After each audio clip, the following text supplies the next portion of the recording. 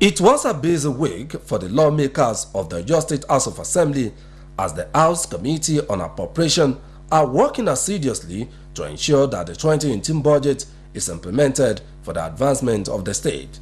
The 2018 budget defense, which commenced last week, is gradually coming to an end, with some state ministries and government parastatals defending their respective budgets for this year.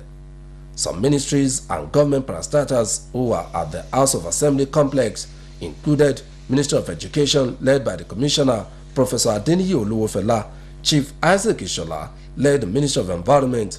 Ibadan Urban Flood Management Project was led by the project manager, Mr. Dayo Ayonide. The Commissioner for Education, Professor Adeniyi Oluwofela, spoke on the ministry's expectation in the 2018 budget. We know we are going to do better, but the template for progress has also been established by this government. So ours is to consolidate on our gains. Furthermore, the state government has also committed the sum of 2 billion for renovation of 100 schools in the state.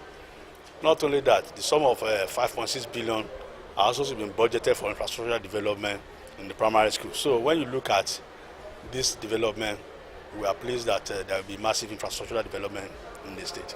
Also, the management of the Broadcasting Corporation of Oyo State, BCOS, led by the Special Advisor and Project Director, Mr. Yenju Adegbite, appeared before the lawmakers to defend the corporation's 2018 budget. Mr. Adegbite told the lawmakers that if the approval was given to the 2018 capital grants on time, the corporation will compete favorably with other leading broadcasting outfits in the country. He explained some action plan of the BCOS in the year 2018, which included provision of 33 kVA dedicated line for Odive Road Transmitting Station, Ibadan, provision of spare transmitter, among others. As we move on now, content will be the king, because there is competition now. If you look at Ibadan, there are 22 FM stations.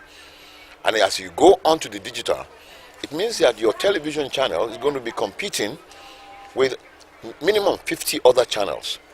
All the channels in Lagos will be watched in Ibadan.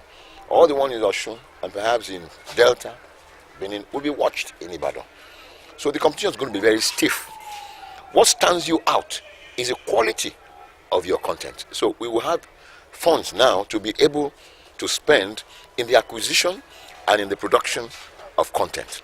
With that, we can say that by this time next year, BCOS, both Oluyole FM and the television and the other stations in Obomo and Agility and Inokeogun will be able to stand as number one that it used to be. In a chart, some chairmen of the committee said the House will intensify more efforts in its oversight functions for the overall development of the state. On this note, we are appealing to them and we have been telling them, some of them are sent back to go and bring their accurate and proper account, and they have been brought in, they have been bringing it, and we have been doing their work. So those are our observations there. The major observations which we observed during the screening exercise or the program is that most of these ministries and parastatals have not been able to access the money on which they budgeted for. Take for instance, a situation where 300 million was approved for a particular project and no money was released. It's very common. Those are some of the major observations. Most of these people have not been able to have access to the money. So that's the problem. We hope that by the special grace of God, this year's budget will, to a reasonable extent, meet its expected target. It is expected that the exercise will end on Friday, 9th February 2018. Olami Posi, Ishola, BCOS News.